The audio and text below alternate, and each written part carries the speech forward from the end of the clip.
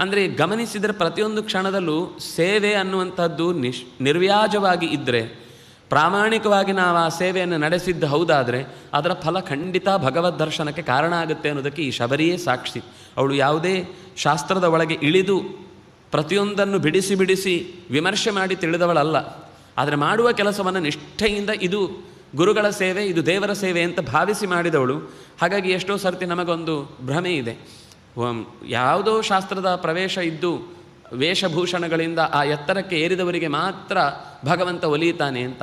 ಹಾಗೇನೂ ಇಲ್ಲ. ಅವರವರಿಗೆ ಯೋಗ್ಯವಾದ ಕರ್ತವ್ಯದಲ್ಲಿ ಅವರು ಪ್ರಾಮಾಣಿಕವಾಗಿ ತೊಡಗಿದ್ರೆ. ಆದರೆ ಓದಲಿಕ್ಕೆ ಅರ್ಹತೆ ಇದ್ದವನು ಆ ಕೆಲಸ ಮಾಡದೆ ಇನ್ಯಾವುದೋ ಕೆಲಸ ಮಾಡ್ತಾನೆ ಅಂದರೆ ಪರಧರ್ಮೋ ಭಯಾವಹ, ಅದರಲ್ಲೂ ಎಚ್ಚರ ಇರಬೇಕು. ಆದರೆ ನಮಗೆ ಸಾಮಾಜಿಕವಾದ ಒಂದು ಕಟ್ಟಳೆಯಿಂದಲೇ ನಾವು ಅದರಿಂದ ದೂರವಾಗಿ ನಮಗೆ ಬೇಕಾದ್ದನ್ನು ಪಡೀಲಿಕ್ಕಾಗಲಿಲ್ಲ ಅನ್ನುವ ವ್ಯಥೆಯಿಂದ ನಾವು ಅಕಸ್ಮಾತು ಬೇಸರ ಪಟ್ಕೊಳ್ತೇವೆ ಅಂದರೆ ನಾವು ಮೂರ್ಖರಾಗ್ತೇವೆ ಅಂತ ರಾಮಾಯಣ ಎಚ್ಚರಿಸುವಂಥದ್ದು.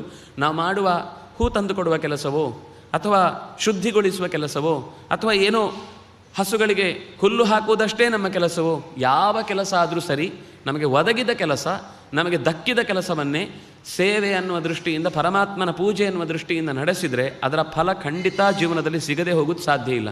ಅಲ್ಲ, ತಿಳ್ಕೊಳ್ಳಿಕ್ಕೆ ಅವಕಾಶ ಸಿಕ್ಕಿತ್ತು, ಖಂಡಿತ ತಿಳ್ಕೊಳ್ಬೇಕು.